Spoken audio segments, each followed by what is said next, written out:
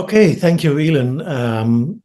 Well, I think you already gave like a bit of a summary of what I'll try to bring you all today. Um, so I will start my talk from this book that it's just been published in September, Why Psychosis is Not So Crazy. And that's a book that I try to write in an accessible language. I'm an academic for many years, and it means that as an academic, we write in very like specialized language, um, meaning also that we kind of speak for a small audience. And here I try to talk to a much broader audience, and it is a book where I'm not just talking as an academic, but from different roles. Of course, I do have this background in scientific research, but I'm also a clinician. I also have some friends with psychotic problems, um, but I also live in a culture, and there's people around us who have been publishing memoirs and who maybe create art and have also a psychosis vulnerability. And in this book, I talk from these different perspectives. Today, of course, it's not possible for me to kind of give a summary of the book. I also won't read from the book, but I'll just take some key ideas from the book and talk about these. In the book, there's lots of specific examples from my own practice, from people that I've been interviewing, from books that I've been studying, but I won't go into the details of most of the cases that I discuss in the book. What I will do is address with you three questions. And you see him here on the slide. And unfortunately, there is a red line under some of the words because probably because my language is Dutch, because that's my language in my country, in Belgium, where I live. And it's the presenting mode is in Zoom that is now indicating it. But anyways, I'll address with you three questions. And the first one is a very obvious one, you could say, like, what is psychosis? But I think it's very good to kind of ask the obvious questions and to try to what we think we understand and what we think we have a clear idea about to put it between brackets and to try to reinvent it. That's also for me, it was an exercise in the book, trying to reinvent what psychosis is. So I'll take you there today. And then the next step, I will relate it to the question of the existential, because for me, there is a clear link between psychosis and the existential. And as already suggested also by Elon, I do think there is a true link between creativity and the art of overcoming a psychotic crisis, which is not easy, but it is possible. And creativity plays an important role in it, according to me. Now, what is psychosis? This is an old question, of course, because we have been struggling with the question of madness and the question of insanity for really long already. It's not just something of the past century, for example, although it is more recently that we have been studying it from the perspective of psychiatry and clinical psychology, but actually it is an old question. And it's an important one to ask because we do have this historical luggage that we are carrying when we ask the question. And that historical luggage is often an idea about madness and psychosis that is not so positive. Like, for example, when we look at how in European context in the 17th century, people were thinking about insanity, it was like they thought there was a link between insanity and returning to an animal state. It is as if someone became insane, it was the animal aspect of being that came to the fore. And this clearly had serious consequences, because if the animality comes to the fore in a human being, you maybe can treat that human being in a similar way as you would treat a wild beast. If there is a dangerous dog, maybe you can lock it, or maybe you can hit the dog. And it was that same perspective that was applied to people with insanity. They were locked up, they were hit, they were treated really badly. Um, and of course, you could say, yeah, but this is history. But now we are much later, and we have science, and we have been developing our approaches, and that's all true. But I think it learns us that when we think about psychosis, we always start from a certain perspective. There is no neutral way of looking at psychosis. We always have a vision. We always have some paradigmatic assumptions that we start from. And in that context, we can see that in psychiatry today, we can observe that psychosis is really approached from a third-person perspective, meaning that how psychosis is described in psychiatric literature is usually from an objectifying point of view. And then we can read, of course, in books like the DSM or on Wikipedia, that it will be called a disorder marked by hallucinations, delusions, and all kinds of behavioral changes, in which, of course, hallucinations means like perceiving things that are not there. Usually it's voices, but it could be any kind of hallucination.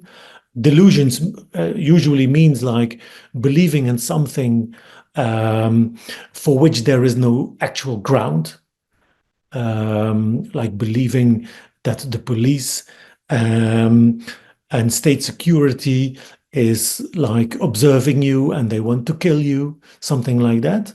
And the behavioral changes mentioned in the context of psychosis could be either more changes that have to do with catatonia, like some people become less active.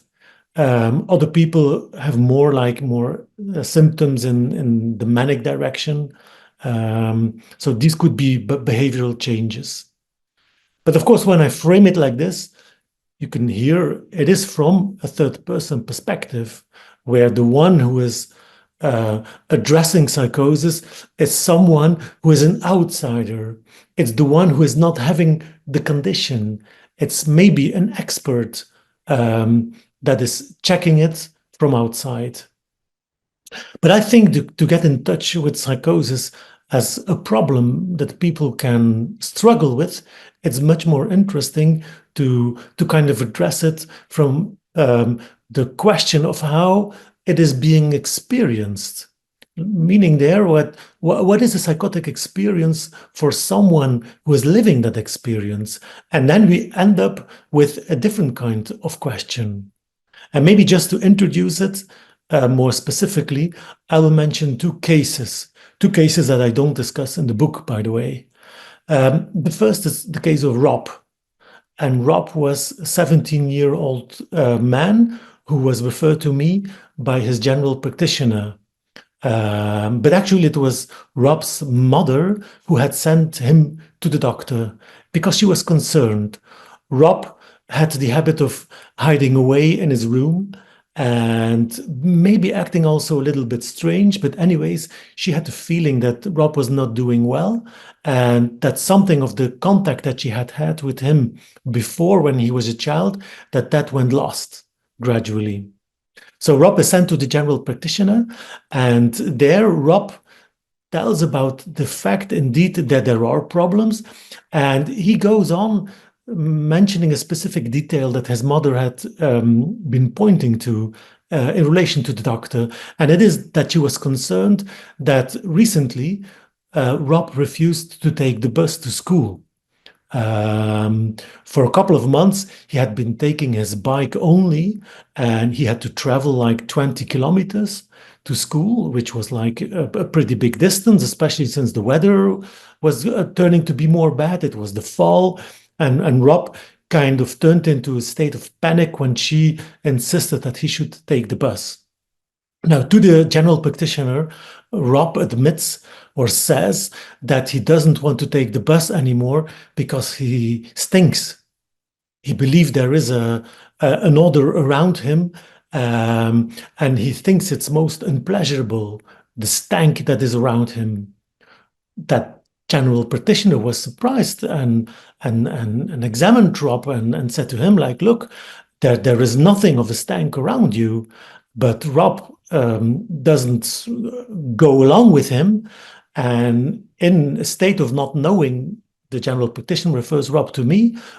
I start having interviews with Rob.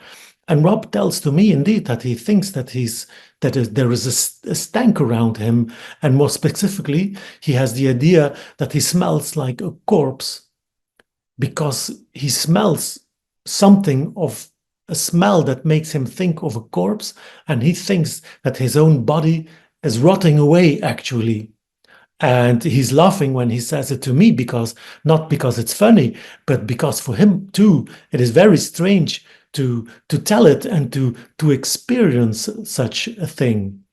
And Rob tells me also that this is also the reason why he refuses to take the bus, because he also observed that when he was sitting in the bus, and he usually was sitting in the front, and there were other young people sitting in the back usually of the bus, and they were like in little groups, and they were screaming and laughing.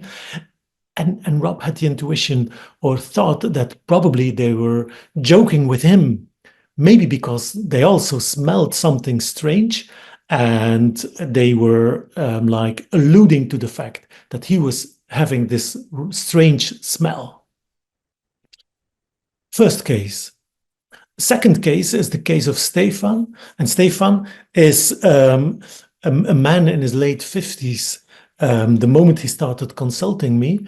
And Stefan is someone with a chronic psychotic problem, meaning that he first started having psychotic experiences with hallucinations and delusions from a third-person perspective, starting from his early 20s. And so many years later, he still has, like, on a continuous basis, like the experience of being threatened. And he continuously lives with the idea that the police and the Secret Service and the Catholic Church are collaborating with one another, and that they, in some way or another, are against him. And he finds it very difficult to be precise about it. But one day he arrives at my office for a consultation, and he's clearly in panic. And I ask him, like, okay, but Stefan, tell me what was going on. And then he tells, like, okay, he had been taking the bus to my office, and when walking on the street, just having left the bus, he sees a car with a specific license plate. And the license plate that he saw, I put the characters there on the slide, was, it's not, by the way, exactly these characters, but I translated this to English. But these were like 3 SMD 1 to 4. And for Stefan, this immediately makes him think these letters on that license plate, SMD, make him think Stefan must die. And 124 makes him think of the 12th day of the 4th month. And the first 3 that was there on the license plate made him think of a tree on which he would be hanging in the end. Here we see like 2 specific real life examples of what a psychotic experience might be.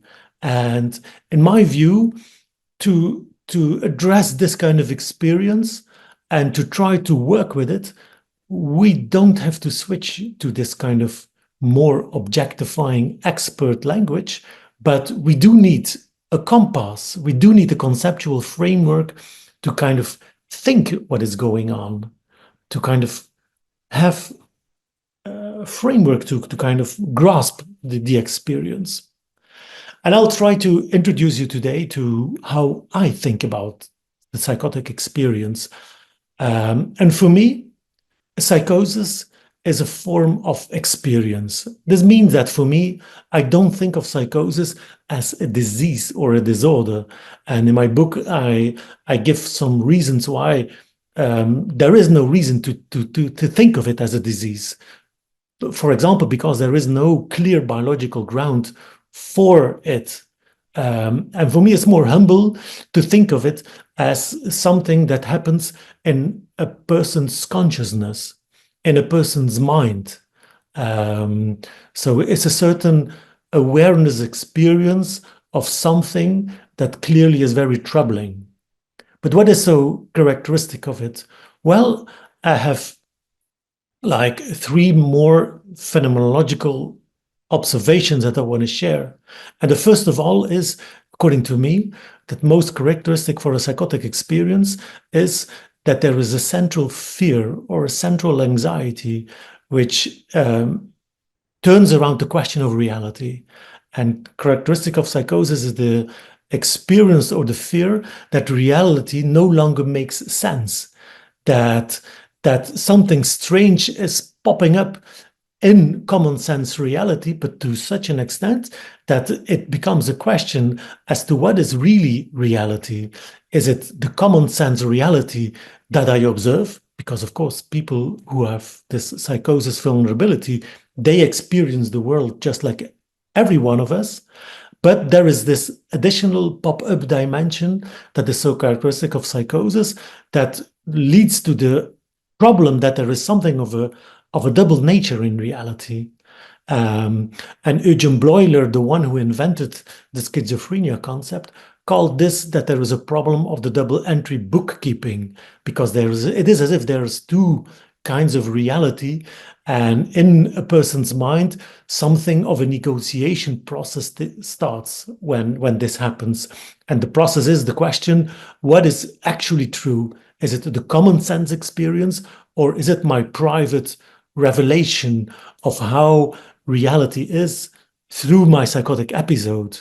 And in this sense, you could see that, for example, in Rob's case, he is like brutally confronted with that question. He has this stank around him of the rotting body, and he perceives it.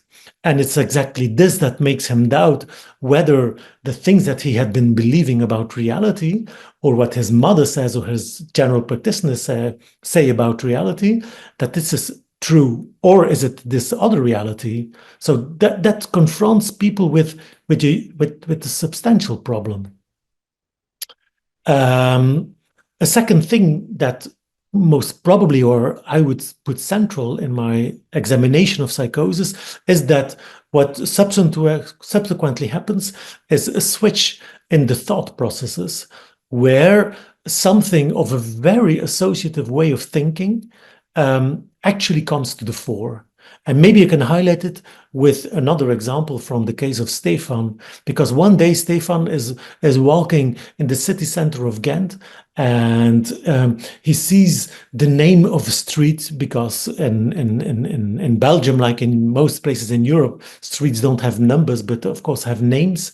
And that name that he sees makes him think of the kingdom. Belgium is a kingdom, and it makes him think of the kingdom. And then suddenly he sees like a traffic light, and that traffic light is no longer green, but suddenly it is red.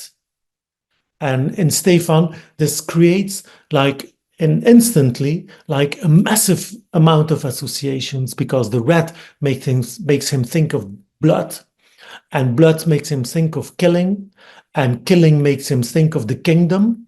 And in the kingdom of Belgium, there is the police and there is the secret service, and the Catholic Church also had for a long time a lot of power in the kingdom of Belgium, because we once had a king who was very Catholic. And for him, it creates this huge, very massive amount of associations, which, take it over, because suddenly there is lots of suggestive meanings that are in his mind, and it's very difficult for him then to take a distance from it. Maybe we can also link this to Freud, because, I'm a psychoanalyst, and Freud was the one who had been discussing this phenomenon. And he made the distinction between two ways of thinking that we all have. And on the one hand, Freud says we have secondary process thinking. And secondary process thinking, that's the way of thinking that we apply usually during the day. Like, for example, when I'm talking to you today, I apply secondary process thinking because I have a specific story in mind. My lecture, I have it in mind, and I have some plan of what I want to tell you. And I also have in mind what I will do after this talk for you. So I do have ideas, and these ideas give me a certain something to hold on to, a certain plan for my life and for the day. But I can also look back at yesterday or maybe at my youth and also have ideas about it. Well, in Freud's perspective, that's secondary process thinking, because then something of the logical coherence stands to the fore. And in Freud's idea, when we are awake, that's what we try to do. We try to stick to this kind of thinking. But, says Freud, there is another mode of thinking that most probably is more primitive or more primary, and he calls it primary process thinking. And that's, in Freud's idea, is a way of thinking that is more superficial, so to speak, meaning that it doesn't start from the meaningful connections in terms of a narrative coherence, but more from loose associations. Loose associations maybe between the similarity of colors, like red is both the color of a traffic light and the color of blood. Whilst traffic lights and blood, there is no clear connection unless we start thinking about accidents, but there is no clear connection. But red is an immediate connection. Well, in Freud's line of reasoning, this is a primary process way of thinking. And Freud discerned this way of thinking, this primary process thinking, as central to both dreaming, because that's why in Freud's line of reasoning, dreams are sometimes so absurd, because we jump from one idea to another without taking into account logical coherence. But Freud also thought that this was central to the psychotic way of thinking or experiencing. So I think that this should also be taken into account. It's a way of thinking that happens at the moment people start having psychotic experiences. It's not pure chaos. It's not random what happens. No, it's a way of thinking. But it's a way of thinking that is rather complex, because it's not like logically coherent or narratively coherent, but it does make sense. And then a third problem that is quite proper to psychotic experiencing is that reality is experienced as partly turned inside out, meaning that some aspects of your intimate inner experience are suddenly coming from without. Like, think of voices that people can hear, then it's as if something very intimate that might be like an internal voice, but it's not an internal voice because it comes from outside. And that's something of this being turned inside out that happens. Or it might also be that something of the outer world is like experienced as being put into the intimacy of your thoughts. Like, some people have the idea that their receiver has been implanted into their mind, or they might have the impression that there are cameras that are observing me, that are coming into my house, and therefore that are threatening me because something of my comfort zone is intruded upon. And so for me, these are like three very key characteristics of what happens when psychosis as a way of experiencing comes to the front.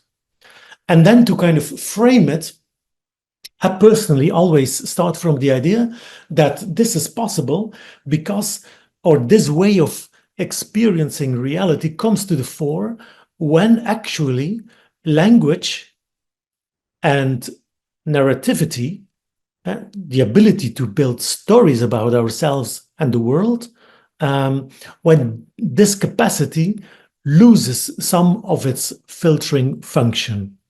And that's actually an idea that I take from Jacques Lacan, which you see him here, who is a French psychoanalyst that was very inspirational for me in my work. And for Lacan, also, like he calls it madness here in this very difficult quote. Well, he also points out, like, okay, madness is something that is proper to humanity, meaning like it is a possibility for the human being. And the reason why, according to Lacan, it is a possibility for the human being is because the human being is guided by fiction, is guided by language. We think about reality. We are not just in reality. We always have a thinking approach in relation to reality. And since there is no purely natural way of relating to the world, let alone to ourselves, there is this possibility of getting lost. And the positive thing of this flexibility, you could say, we can think about reality, we can think about ourselves, is that it brings us freedom as a human being. But the danger that is connected to it is what he calls the limit of that freedom, meaning we can lose our connection with ourselves and with reality. And that's, in his view, when madness or the problem of psychosis comes to the fore. Now, to kind of take you with that idea, I want to show you this work of the artist duo Christo and Jean-Marie, who were like action artists. And one day they were quite well known because they were wrapping monumental things in white cloth. Like here you see the Reichstag in Berlin, which they one day had been covering up in this kind of white cloth. And when I, as a child, first saw this work and other works that they were producing, like in the 1980s already, I was struck because as a child, I found this very funny. I found it very strange why someone would wrap a building in this kind of thing. But now I'm a bit older, and I find it funny because for me it's like a metaphor what they did, because maybe we all do it, this kind of thing, but most of us don't do it with cloth. We do it with words. We also cover up reality with something that will cover it. And that's how we approach reality. Because reality, the things as such, maybe we don't know these. And for us, they start to make sense. They start to be meaningful the moment we start speaking about them. So, as I say on that slide, reality does not speak for itself.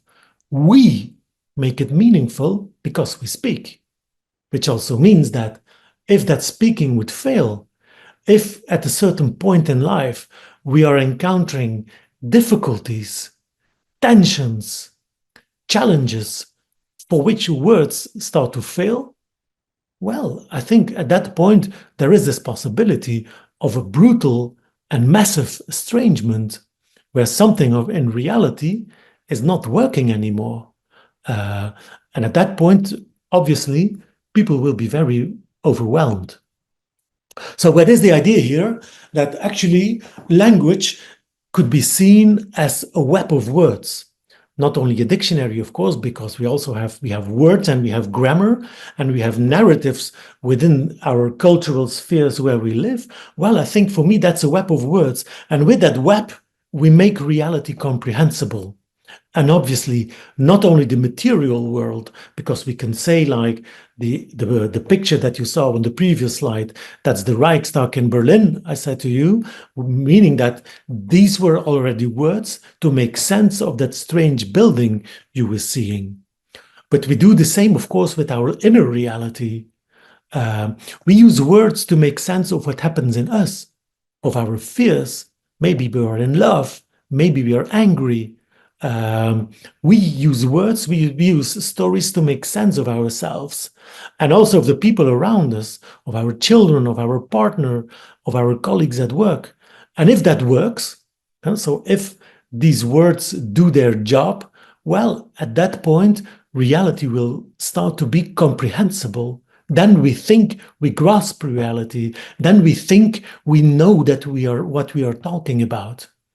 And some psychologists would say that the result of that is epistemic trust, meaning that we trust that reality is organized in a certain way, that there is a certain lawfulness in reality.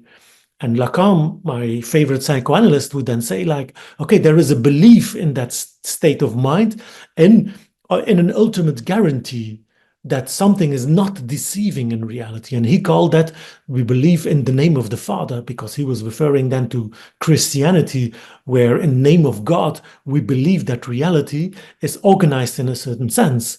Well, this is epistemic trust. And the result, if there is epistemic trust, is that both the other and myself start to be like comprehensible things. Yeah? When I have words to make sense of the other becomes comprehensible, the other becomes predictable to me. But at the same way, in the same vein, this attribution of predictability to the other also creates the possibility to question myself and to situate myself. If I do think, if I do have an orienting idea about, for example, who my partner is, I can in return also think about myself and position myself. It's not that I actually know very precisely who I am, but at least I can ask the question and look for answers. And that's very typical for a human being. We are aware of the fact that we are, but we don't know exactly who we are. But thanks to language, we can live that question. And now I'm referring to the last bullet on that slide. In Lacan's line of reasoning, this is quite crucial, and also I think that's very proper to the psychoanalytic way of thinking about human being, because for us, in our conception of the human functioning, we start from the idea that we are indeed, our functioning is rooted in the biological.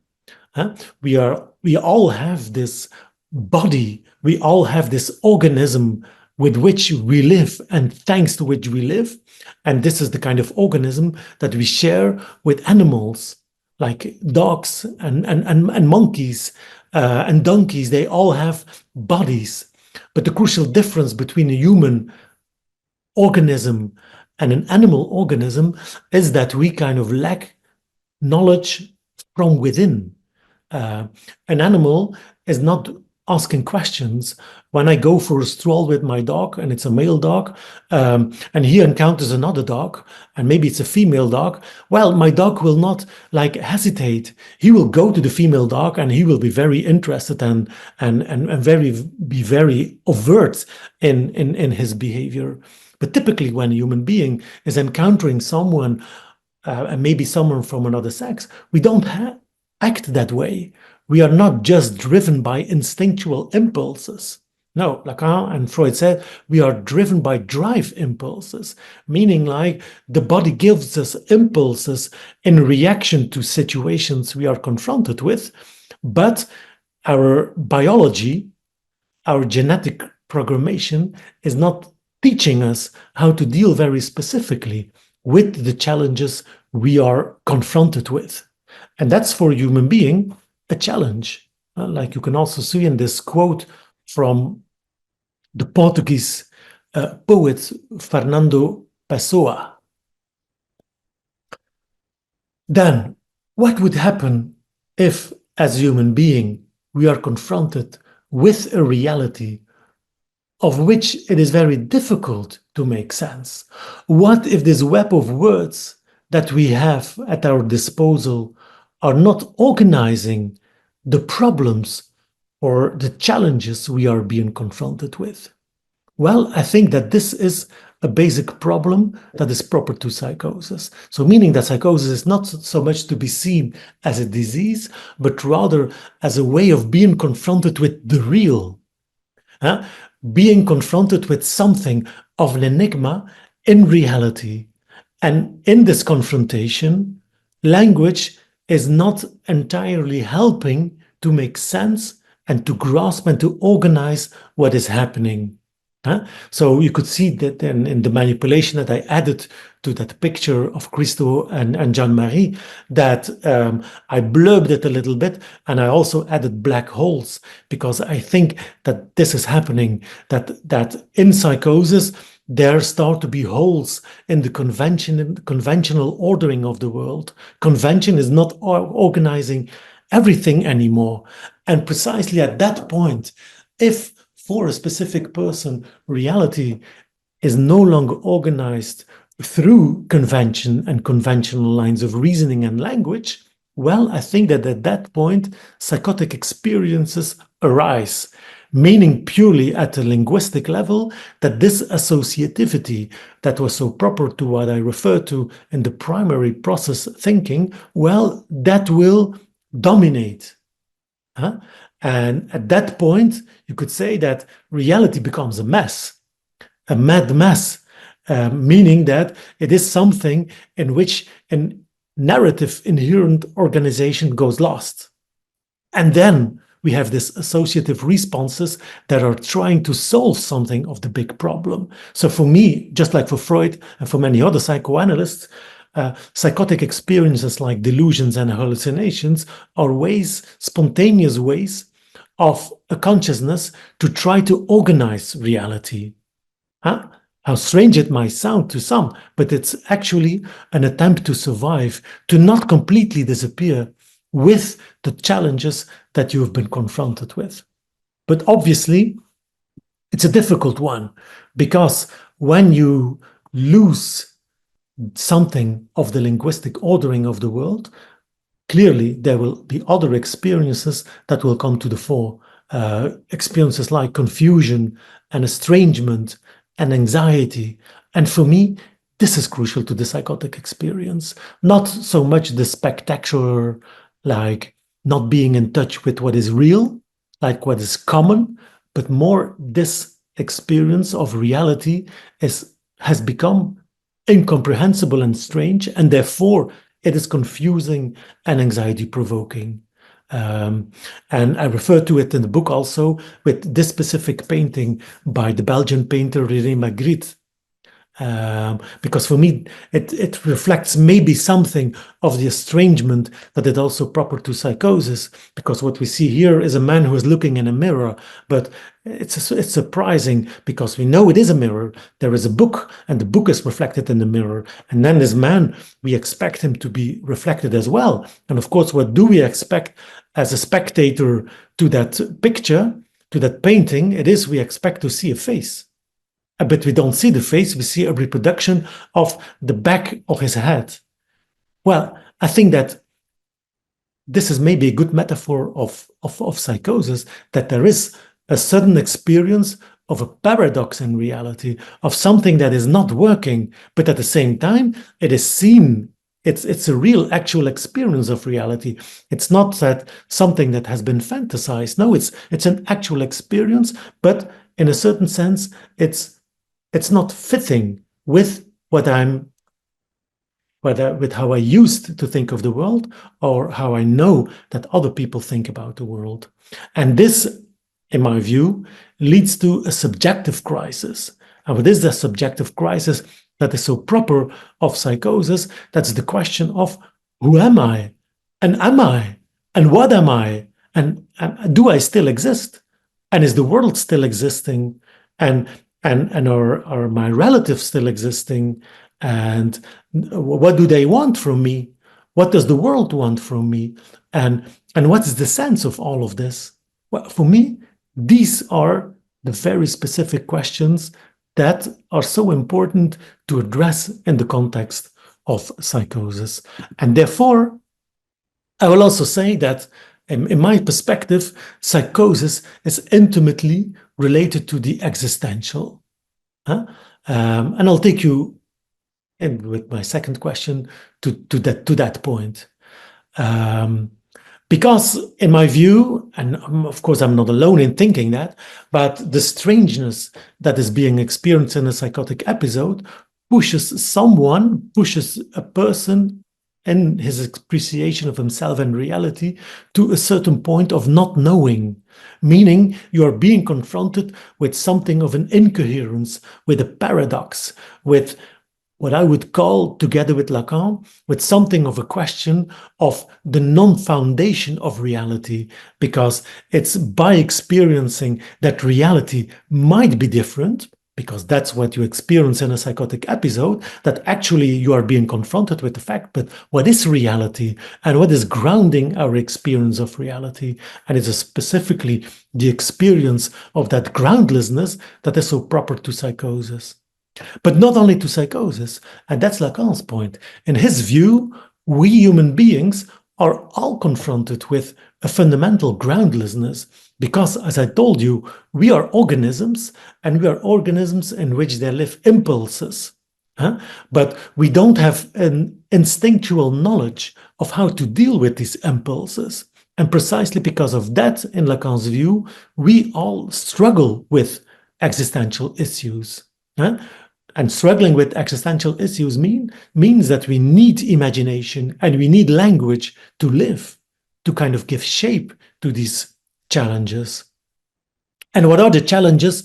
Well, of course, I'm really summarizing something of Lacan here, and I can tell you, like, he at least discerns 4 issues that we are all confronted with as human beings. And the first one is the question of gender and sexual identity. And here the point is, we are all born with a specific kind of body, a body that is sexed, meaning like we have something of a male and or female organism.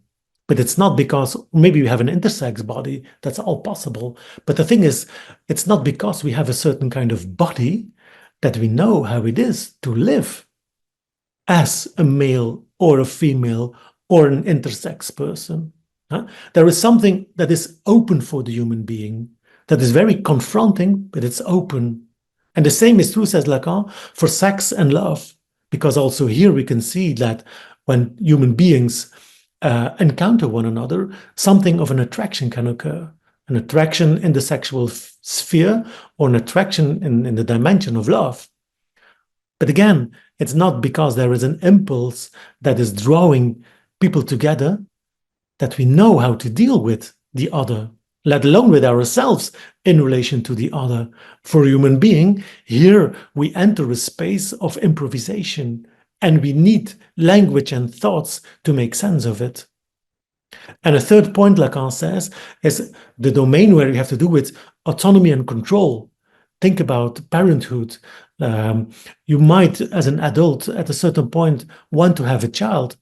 But once you have a child, how should you act in relation to the child? How can you guide your child?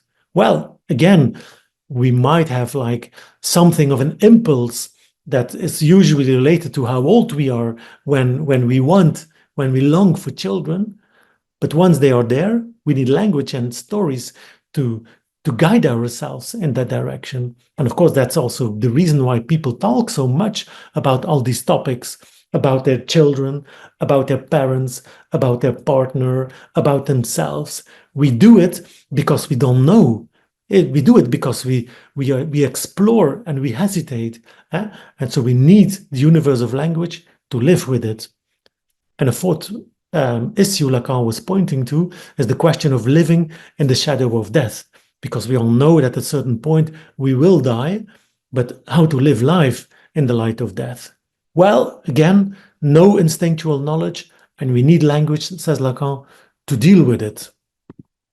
And what is then so typical for Lacan for psychosis? Well, in psychosis, he says, these existential issues start to be real issues. And why real issues? Because in his view, it is so common and so proper to the experience of psychosis that suddenly you feel as if language and stories and narratives and the common sense of the family or of the social community in which you live, of the cultural context in which you live, does not help you to make sense anymore of things. That was his point. That's psychosis. Being confronted with challenges, with circumstances that kind of push you in the direction of positioning yourself, but at a certain point, language is not working anymore. There are no believable ideas. There is no standard convention that guides you. There is no shared symbols anymore, meaning there is no common sense.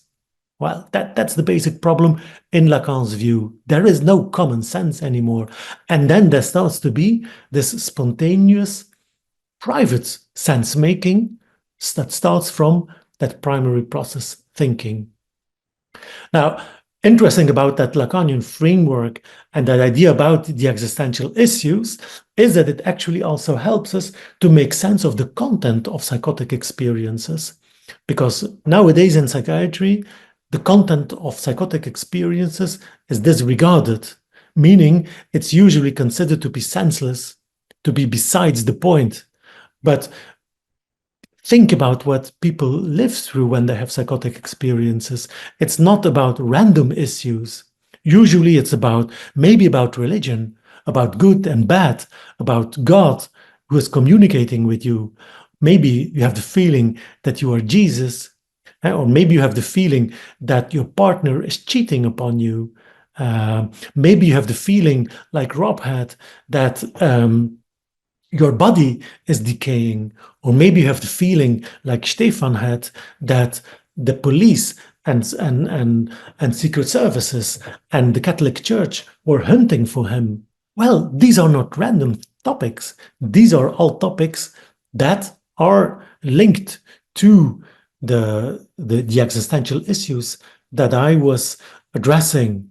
So within my psychoanalytic reading of psychosis, these psychotic experiences, these contents that people live through during psychosis are actually illusions. They refer to the existential issues that people have been confronted with in their lives, but for which it was very difficult to find a common language that would create like a link in relation to others. And this brings me to my last question, meaning the question of why creativity is so important in overcoming a psychotic crisis. And here, of course, I hope that you're still following me. I start from the idea that psychotic experiences are not random things. It's not noise in the mind. It is an expressive act. It is a spontaneous reaction of a mind that has been confronted with an issue, that has been confronted with challenging situations for which no coherent narrative proved to be available in dealing with it. So for me, it functions as an invitation, because it invites me along these lines, the psychotic experience, to listen to this very spontaneous private language that is full of allusions to the existential dilemmas one is confronted with. Well, it's an invitation to listen to these and to try to get hold of what it is that the person is so lonely with and struggling so hard with that it's very difficult to connect around these with other people. So for me, it's an expressive act that says something about the groundlessness of their existence, knowing that all of us have to do with the groundlessness of existence. So for me, psychosis is like a different way of living through that groundlessness, and probably a very brutal way, meaning that when you enter psychotic ways of experiencing, you lose your contact with the illusions of every day. People who feel normal are people who are able to believe in illusions about reality and illusions about themselves. Well, when a psychotic crisis occurs, you have lost your belief in this kind of illusion that you used to have had about these. And then when I look at the psychotic experience like that, I think we have to discern two sides in a psychotic experience. meaning like there is one aspect of the psychotic experience that is actually, it is possible to talk about it, because it is, if it is the result of a confrontation with a challenging situation or issue, and if it is indeed like this spontaneous primary process thinking that is linked to this dynamic of things being turned inside out, well, the question then is, how can we get in touch with that basic problem? And this is, for me, a first step that both people who are living through psychotic episodes are confronted with, but actually also therapists and family members. It's a question of, okay, but what is occurring here? And if we try to do that exercise, we are actually working with something of a translation process in which we try to phrase these primary process associations into secondary process accounts, meaning accounts about the suffering and the confusion and the problems that someone has been living through. And in that respect, overcoming or working with a psychotic episode is trying to find a fitting language. And what would the fitting language be? Well, it would be a language that in some way or another makes a link with at least someone else. At least one person. Maybe it is a therapist, maybe it's a good friend, but at least that it is a starting point to create something of a connection with the other. Because obviously, when common language and common sense making goes lost, this leads to a situation of loneliness and isolation, because then in your psychotic experience, you're completely alone because the common is lost. Well, the challenge is to find something of the common again. And for me, this is the crucial role of psychotherapy. And of course, I'm a psychoanalyst. I have this background in psychotherapy. And for me, that's the way of approaching psychosis. I'm obviously not excluding other approaches like the possible use of medication and of good social work is also something, especially the good social work is something that should be present. But for this existential question, we need maybe psychotherapy. Or we could also look alternatively to it. Some people do that spontaneously, that existential recovery work. And in 5 minutes, I will show you a very specific example of someone who did it spontaneously.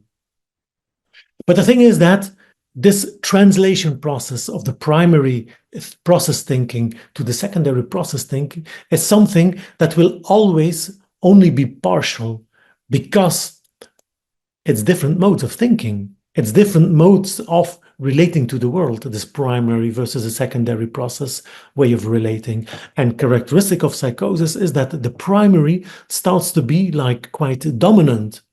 Well, then I think that something of the psychotic experience will always remain surreal and maybe in a certain sense unexplainable to others. But that does not mean that we cannot do something with it, although we cannot like confine these elements within the domain of reason. And here for me, a very inspiring person is Annie Rogers. I'm sure that many of you will know Annie Rogers. She was a professor of psychology in the United States, also a psychoanalyst. And in her 20s, she herself had a severe psychotic episode in which, for example, at a certain point, words started losing their meaning and all kinds of very disturbing experiences. The thing is that in her work, she kind of makes a distinction between two things that helped her to recover, meaning to find, again, a place within the common. And on the one hand, she says, it was through talking about these experiences. She went into psychoanalysis, psychoanalytic therapy, very intense, and she addressed these experiences. And by talking to the therapist, she got hold of the traumatic experiences that she had been suffering from. And along these lines, she started to make sense of that difficult reality in which she had been living. and that gave the ground to the psychotic experiences. And by doing this, the psychotic experiences diminished. But on the other hand, she says, not everything disappeared. And then there's a very beautiful little remarks in her books, and you see it here in the second arrow on the slide. She writes at a certain point that she started to rely, or she started to trust the little bits of nonsense that were whispered to her. And she tried to live with these and to express these creatively. And how did she do that?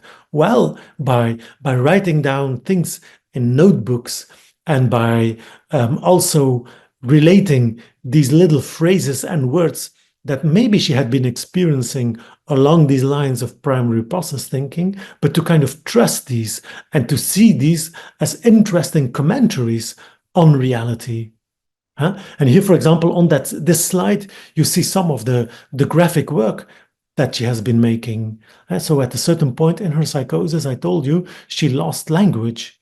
Well, she started inventing a new celestial language. Well, here you see something of that celestial language, the way she kind of visualized it.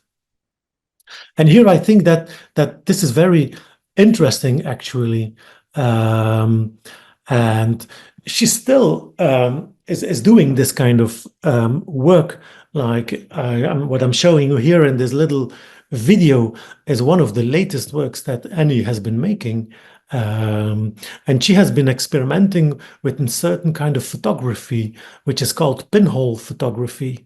And she, at a certain point, was taking, with the camera, taking pictures and also writing prose poems, of which she says that they all arrived at the same morning, and they all arrived very spontaneously.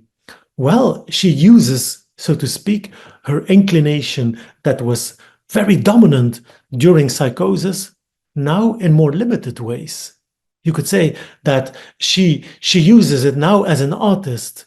And what is so common for an artist? Well, an artist is not creating continuously. An artist is typically creating in a studio, and a studio is a place that is limited in space, and sometimes you're in the studio and sometimes you're not, meaning that it's also limited in time. And I think that the art of living with psychotic experiences is often also to find a creative outlet for that other non-translatable dimension of your way of experiencing into something that is maybe a bit more out of the box, a bit more creative. And in the book, I mention many examples of big artists like Yayoi Kusama, the Japanese painter and an action artist, but also like more common people who also do like little creative things in life. And now I wanted to mention another person, and that's the person I referred to when I said that it's not necessarily through psychotherapy that you can try to be in touch with what you are living through in a psychotic episode. And actually, I'm now referring to a famous psychoanalyst, Carl Gustav Jung. And Carl Gustav Jung, maybe you know it or not, but at a certain point in the early 1990s, he was really good friends with Freud, because Freud saw him as a very promising person who could help him elaborating psychoanalysis and making psychoanalysis more acceptable to the general audience, because Freud was a Jew and Jung was not, and the Jews were being stigmatized. And so it was really a close connection. But at a certain point, they break apart because they have different ideas about psychoanalysis. And at that very point, Jung started having what I think are psychotic experiences. He describes it that, for example, as visions and as voices that come in the night and that speak to him. At a certain point, he hears a female voice saying all kinds of things to him. Well, for me, these are psychotic experiences. But what did Jung do with it? He did not just undergo these experiences. No, he started writing these down. He started taking notes in diaries. And then at a later stage, he collected what was there in the diary in this book that you see here on the slide, which is now known as the Red Book. And the Red Book is a very interesting book because here you see something of the inner pages of that book. Here, Jung starts making pictures, he started drawing, he started painting, and he started writing in something of a medieval-like writing style. So, but this is actually Jung's work. And Jung, of course, invented this kind of pictorial language because it fitted with the kind of experiences that he had. He heard whispering voices that said to him like very deep content. It was in the sphere of wisdom, that the things that he heard. So no wonder that he kind of made this kind of book from it. And Jung also says later about it that everything about his later theory is actually already in the Red Book, meaning that it was revealed to him through this kind of borderline psychotic experiences. I say borderline because they were not so clinical that he had to be treated for it, but it was in the psychotic register. And then in his later theory, in my view, Jung translated to primary process thinking what he first has been experiencing very spontaneously in an associative way through more a mode of psychotic experiencing. So on the one hand, he translates the content of that book into his theory. But the interesting thing is that probably there were limits to that sense-making activity. And what we see is that later in his life, Jung kept this fascination for medieval life. And here you see like a small castle that he has been building together, of course, with craftsmen at the border of Lake Zurich. And this was Jung's private retreat. There was no electricity. He lived there like an old wise man from an older age. And he kind of returned to that atmosphere that fits the style of the book. So I think that Jung kind of accepted his maybe a little weird aspect of his functioning and no longer suffered from it, but kind of cultivated it and made it into a way of life and introduced it in how he tried to live his life. And then let me to conclude, just refer you to the case with which I actually start my book. And that's the case of Mario. And Mario was one of the first patients that I've been treating when I graduated as a clinical psychologist. I was working in an outreach service that was specifically for people with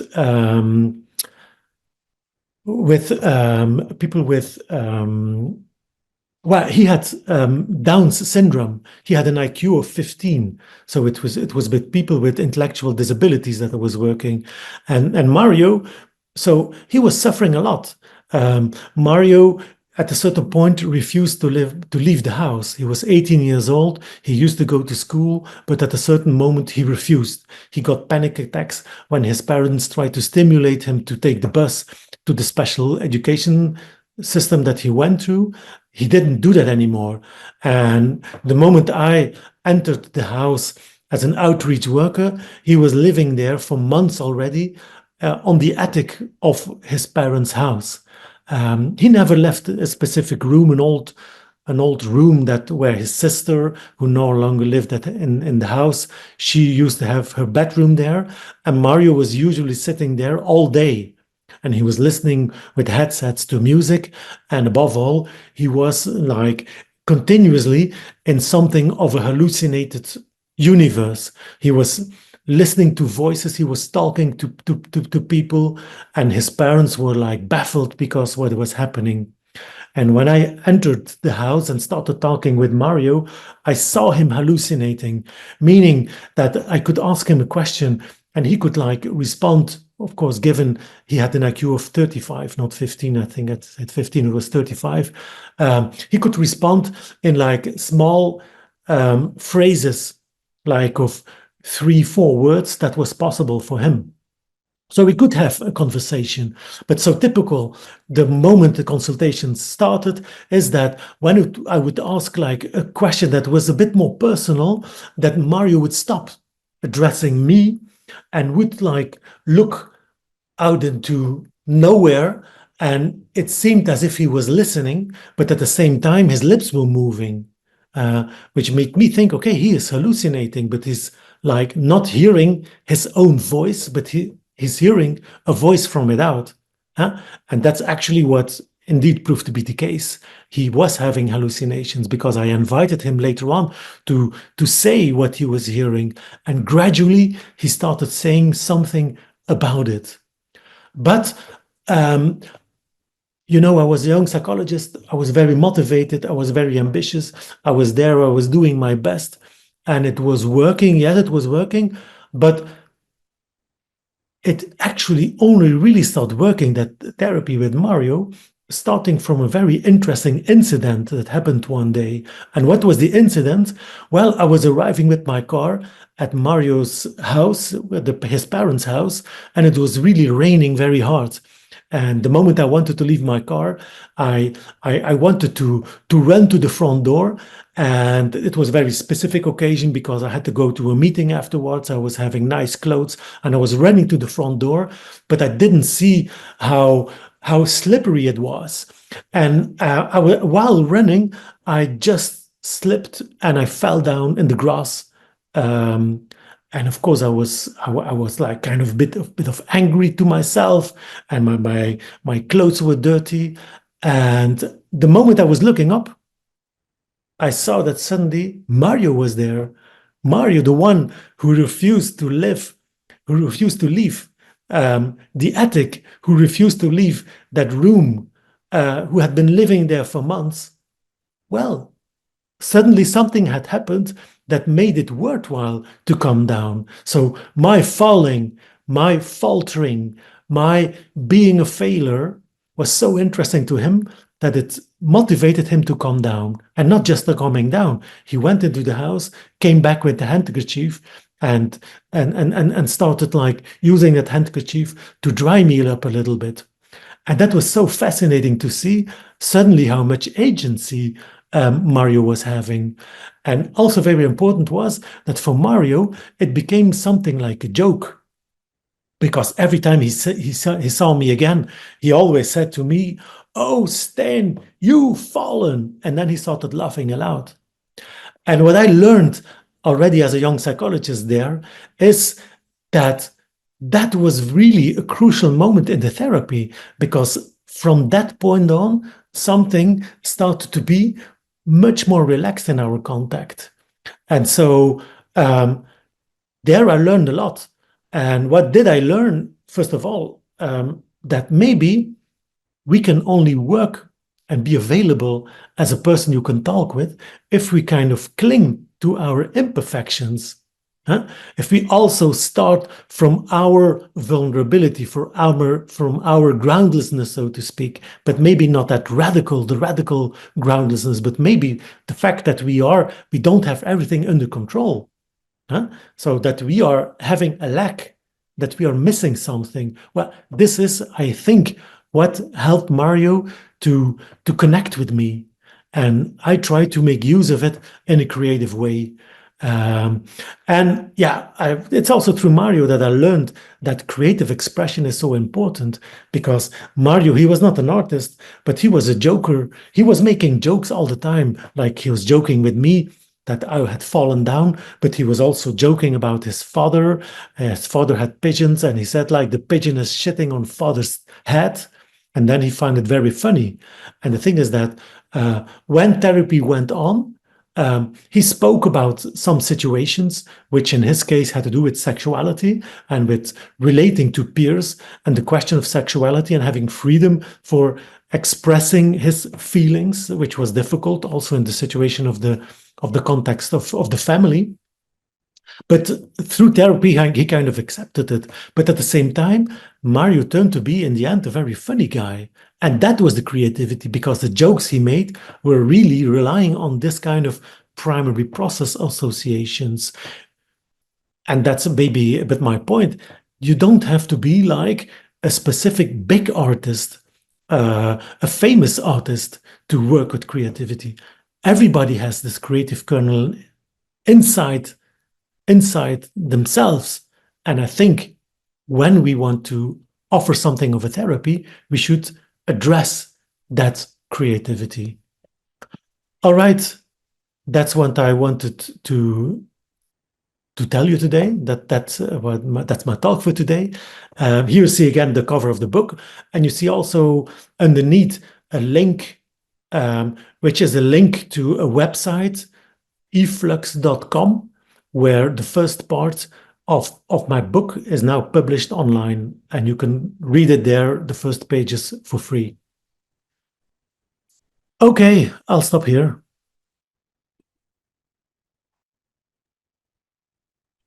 Thank you, Professor Stijn Vanheule, for that amazing talk. There are some really excellent questions in the chat, so I want to jump right into those. A lot of them have to do, by the way, with this sort of how to bridge this sort of gap between a conceptual compass and what to do, how to listen, how to communicate. I wonder if there's something you could say about how to address those questions of what can be done, how do you communicate, how do you listen? I can give one example, or two maybe. One is from Karen Shielde, suggestions for how to communicate with a loved one who uses numbers and few words. There's another one from Richard Zagman. My wife and I have twin sons that have suffered with psychosis and mental health crises for 12 plus years. Their illusions or delusions are about us and make communication and moving well in relationship with them. We've been learning open dialogue, but wonder how you can advise us to be able to listen best to them and help them. They're currently trapped in the US mental health system where none of what you're talking about is available. Yeah. Okay. These are very good questions, and all of them referring to kind of, I think, really challenging situations. Well, first of all, I think, of course, there is something about the technique of addressing and of listening that is very important, but it's not just technique. It starts really from an attitude, and that's why I refer to the question of that compass. It all starts from an attitude, and for me, the same is true for open dialogue. Open dialogue is, first of all, a framework. It's an attitude that enables people to listen. And indeed, what we can do is listening. And I think that's the most crucial thing. Like trying to listen without knowing what the other is saying, without having your opinions about what it implies, but rather like try to hear it anew, again, like, but what is it exactly that is being addressed here? Try to not understand what it is, that is being expressed, and that will help you, I think, to listen very precisely. And in my book, I make the comparison with looking at contemporary art, because when we look at contemporary art, we often also don't understand what the artist is saying, but still it can be interesting to interact with that artwork. Well, for me, interacting with psychosis is something along these lines. So be there, listen, be attentive, and borrow your mind for the psychotic experience. And then beware of understanding. Like, don't try to frame it too quickly. And especially understanding at the level of content. But what you can do is attune with someone on the impact of the experience, because usually that's what we can do. Maybe it's very difficult to agree on the content of what is someone is experiencing in a delusion, but maybe we can agree that if you believe that all kinds of secret messages are being communicated through numbers, that this must be very confusing, that it must be difficult, and that you see that your person that you are concerned about is having this kind of experience, that it must be distressing at certain points, that it must be difficult. So admit it, that it must have a subjective impact without trying to say what you think it is. So address the subjective impact. And then what we all can do also is to not just talk about the psychotic experience itself, but also address things that maybe we can agree upon, things that we share. Maybe we can agree that today the water is good, that the sparkling water is fine today. Yesterday it was a bit violent, today is good. And maybe we can agree that the weather is good, or maybe we can both be happy about the soccer competition, about how it is going, or maybe we can all agree that a certain movie is good, or maybe we can agree that the dog is thinking. So all kind of things that we can agree upon is also important to kind of connect around, because when in psychosis something of the spontaneous connection of the common sense goes lost, it is very important to also, through the more trivial aspects of our existence, to look for a connection. And then combining it with the listening attitude is, I think, the best ways of creating an atmosphere where you can hope will have something of a pacifying effect on the ones you love. Thank you for that answer. I also wanted to bring up, there's a series of questions from Elizabeth Jane Baird, all of which are terrific questions. There's about 8, and Elizabeth gave us the permission to address just a couple of them, which are also questions that other people had about the role of spiritual and religiosity themed experiences and the relationship between trauma and psychosis. Yeah. Okay. Well, should I address the topics, or do you have specific questions that you want to ask about it? Well, I think there's some sort of specific questions there. Some people would like you to expand on those topics. Okay. And I mean, I'm curious too about the. Okay. Well, I can. So I'll do that. And if it's not, if you have further questions, of course, you can ask. Well, first of all, there is a clear link between trauma and psychosis. And this is a link that has been neglected for many years, because we all lived in that idea that was so dominant in psychiatry, that psychosis would be as such a disorder that would be like caused especially through biological mechanisms, and therefore we have been neglecting collectively the impact of trauma. But I do believe, also starting from epidemiological research, we know that the impact of trauma is such that it might produce psychotic experiences. And my way of thinking about it is, of course, because trauma, what is so traumatic about trauma, it is because the unimaginable happens to you. For example, when you undergo rape, something of the thing that you were trusting, your epistemic trust in the world, your belief that relations between people are organized in a certain way, that's the thing that is violated. It's not only your body, it's also your trust, it's your story, it's your assumptions about reality that are being challenged. And therefore, I do see the link with the possibility of having, as a consequence, psychotic experiences, because something of a whole has been created in your symbolic universe through trauma. So therefore, I think there is this inherent link, and that link might also be present over generations. So if there is intergenerational trauma, or maybe if your parents or your grandparents had a very bad past, maybe they were refugees, maybe they have had like very bad experiences that have been hurting them, and that are something of a wound that is carried in a family, that might at a later stage result in psychotic experiences by someone else in your family system. So I think the trauma aspect is something very important to take in mind. And then, of course, that other question about spirituality and religion, of course, here the link I see is when I talk about the groundlessness of existence. This is the very point where, of course, the question of religion comes to the fore. I think all religions are questions of how to deal with that. And obviously, we see that in a scientific or in a scientifically organized universe, like we hope we are maybe as Western societies, that this is something that is not being addressed, but that human beings, we are confronted with that question. And that's the question where we can wonder whether there's a link between our lives and maybe other lives, or with the transcendental. And these are all the questions that have been addressed in big religions, like in Christianity, in Buddhism. Many religions are dealing with that question. So for me, the question a psychosis is operating on is the same, is very similar to the question a religion is operating on. And therefore, it's also very plausible that something of a spiritual, religious experience is so common to the psychotic experience. And then at that point, it's much more than just like a belief in a book, but something that is being experienced really existentially from within.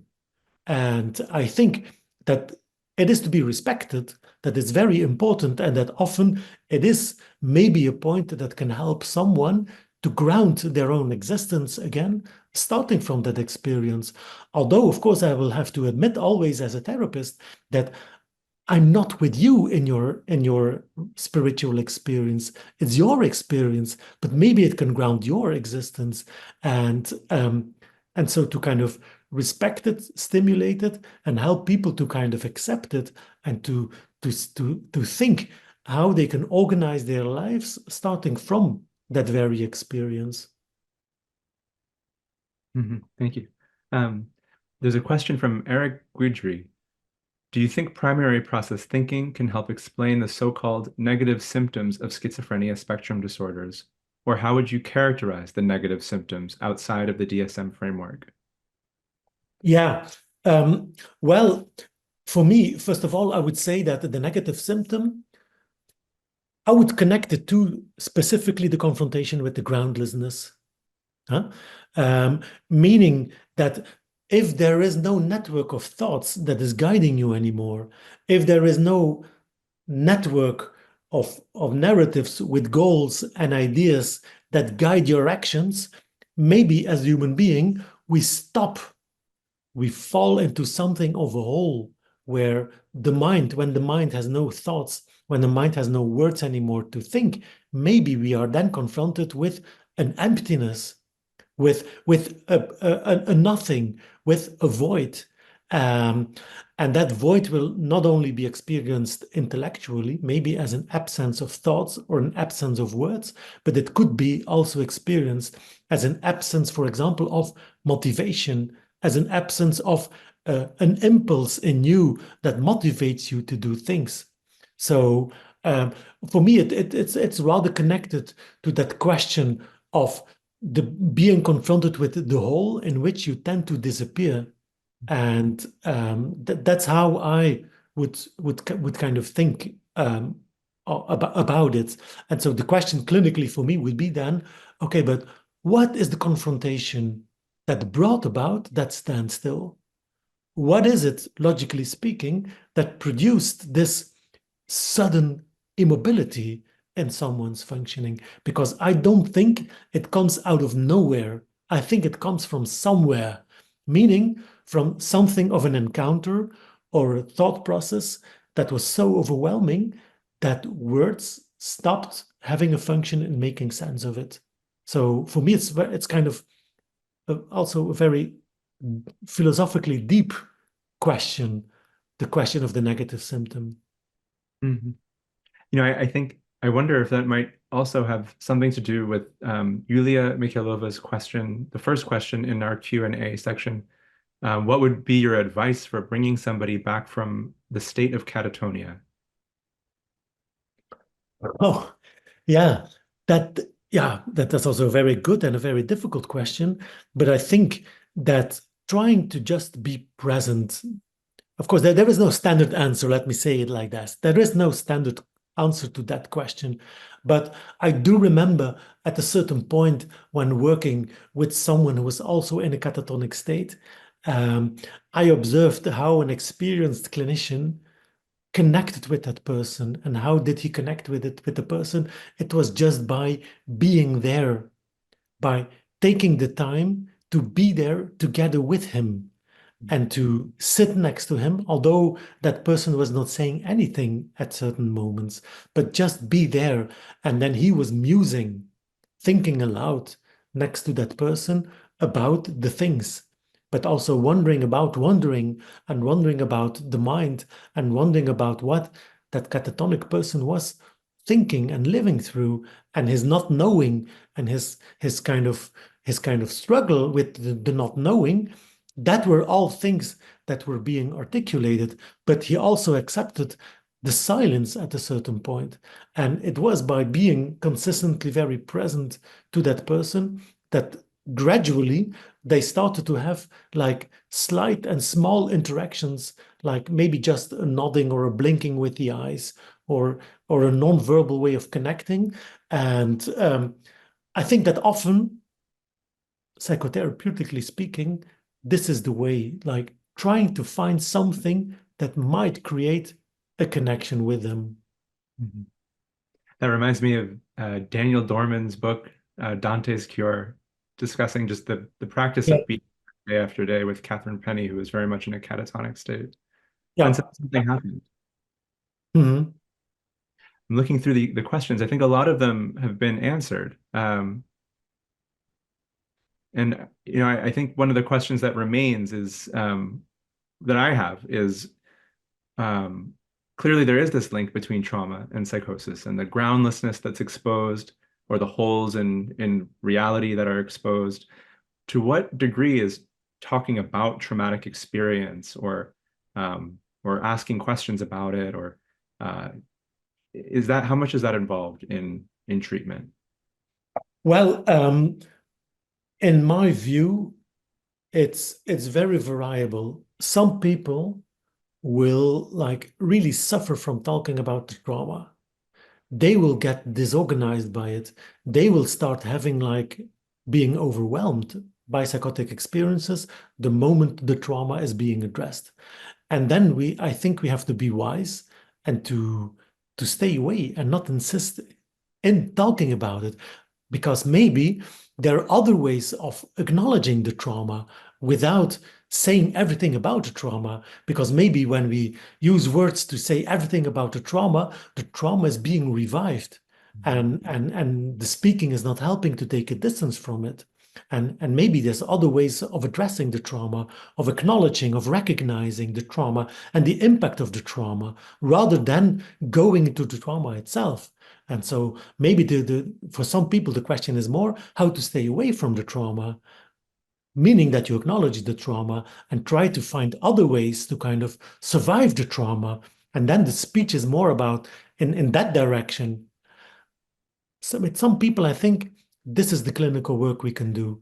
But with other people, they do have this need to address the trauma because maybe they have had like strange psychotic experiences in which like people were hurting other people and they maybe felt as if people wanted to hurt them. And it makes them think when they're a bit out of a psychotic episode about maybe that there is a link with their own past. And so if people are curious about it and want to address it, and I've had nothing against it. So maybe it can indeed be a possibility talking about it to get hold of the trauma, but we should be very, in other words, be very pragmatic about it. We should not have an agenda like you have to address the trauma or you can't address the trauma. I think it's up to people. People will be wise enough to do the thing that they have to do. And we have to be there in the process, guiding people and maybe also wondering with them what is the best way to proceed. And if we observe that it's not working for someone, if we observe that it's re-traumatizing and hurting, well, we should maybe name it and also say to people that it's not needed. But on the other hand, we might in other cases stimulate like, okay, there is something of that history, of that past. It's good that you kind of talk about it. Maybe you should also talk about it a bit your relatives, because there is something of a story to be shared, not only with me. So it really depends case by case, and that's how I think about it. Yeah, thank you. I don't know how much time we have left. I think 2:30 might have been the ending point, but I'm happy to, I mean, if other people would like, there's like some excellent questions here. One is from an anonymous attendee. Can you speak about mania? What should I read besides Darien Leader? What should you read beside Darien Leader? Well, me and my research group have also been publishing about it. um, well, there is, yeah, Darien Leader is good literature, of course. We've been doing qualitative research about it. Like what I found very inspirational was the autobiographical book of Thomas Melle, who is a German novelist, Melle. And he wrote a very interesting memoir about his own experiences with mania and his struggle in overcoming the mania. And well, together with one of my PhD students, we wrote a paper on that. So, well, it's very difficult to kind of give you very precise references right now, but there is more literature next to Darien Leader, whose work is good, to explore. And if you would look in Google Scholar, for example, you will find papers on it.